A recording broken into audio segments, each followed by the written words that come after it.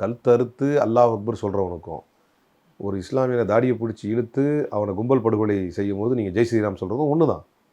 இப்போ அந்த மாதிரி ஒரு வார்த்தையின் மீது வந்து வெறுப்புணர்வை ஏற்படுத்துவதற்கான அரசியல் வந்து பெருசாக நடந்துகிட்டு இருக்கு. Let's come to the point. இப்போ என்னென்னா, அப்போ அல்லாஹ்க்கு சொத்தை கொடுத்துருவாங்க. அந்த அவங்க என்ன சொல்ல வர்றாங்க அப்படின்னா, நான் வருவேன், இப்போ உங்கள் சொத்து நாங்கள் இருக்கோம், ஏய் நான் தான் வக்போர்டு, இது அல்லாஹ் கொடுத்தாச்சு எடுத்துன்னு போங்க அப்படிங்கிற மாதிரி அப்படி கொடுத்துட முடியுமா? அப்போ வக்ஃபுடைய அடிப்படை என்ன? வக்ஃப் அப்படின்னா என்னன்னா, ஒரு கட்டமைப்பை கட்ட பஞ்சாயத்து அமைப்பு மாதிரி வந்து அவர் சொல்றாரு லேண்ட் கிராபிங் மாஃபியாங்கிறாரு கிரண் ரிஜிஜு.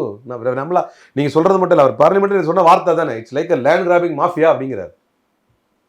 எவ்வளோ ஒரு இரக்கமற்ற அரக்கத்தனமான பேச்சு இது, லேண்ட் கிராபிங் மாஃபியா அப்படிங்கிறார். வக்ஃப் அப்படின்னுடைய அடிப்படை என்னன்னா, எனக்கு சொந்தமான, நான் இந்த மண்ணை ஆண்டு கொண்டிருக்கும் அரசனாக இருந்தாலும் அரசு புறம்போக்கு நிலங்களையோ அல்லது அனாமதேய இடங்களையோ அல்லது கேட்பாரற்று கிடக்கும் இடங்களையோ வக்ஃபாக தர முடியாது. அடிப்படையை புரிஞ்சுக்கணும்.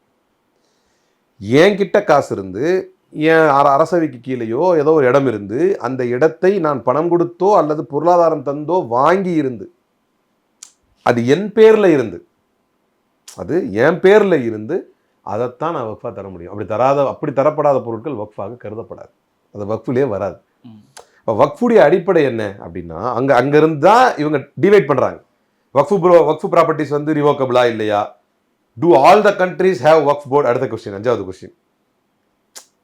இதெல்லாம் என்னன்னா, ஒரு அரசு தரக்கூடிய அறிக்கை என்பது மக்களை தெளிவுபடுத்தும் விதமாக இருக்க வேண்டுமே தவிர அச்சுறுத்தி அவர்கள் மீது வெறுப்புணர்வை ஏற்படுத்துது. ஆனால் வெறுப்புணர்வு ஏற்படுத்துது எப்படின்னா, எல்லா நாட்டிலையும் வக்ஃப் போர்டு இருக்கா?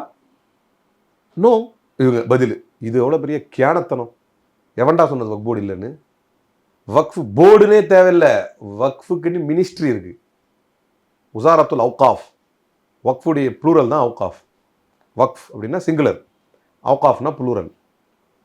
மினிஸ்ட்ரி ஆஃப் வக்ஃப் அப்படின்னு மினிஸ்ட்ரியே இருக்குது. ஏன்னா அங்கே இருக்கக்கூடிய எல்லா மஸ்ஜிதுகளையும், இப்போ நீங்கள் வந்து இந்தியாவில் இருக்கிறது ஒரு பள்ளிவாசலை வந்து வக்ஃப் போர்டுக்கு கீழே வந்துருச்சுனாலும் அந்தந்த முத்தவல்லிகள் வந்து கண்ட்ரோல் பண்ணுவாங்க, அந்த இமாம்கள் என்ன பேசணும் அதை முடிவு பண்ணிக்குவாங்க. இந்தியாவில், அரபு நாடுகளில் இப்போ இவங்க அதை சொல்லிட்டு ஒரு விளக்கம் வேறு, Islamic countries such as Turkey, Libya, Egypt, Sudan, Lebanon, Syria, Jordan, Tunisia, Iraq do not have Waqf.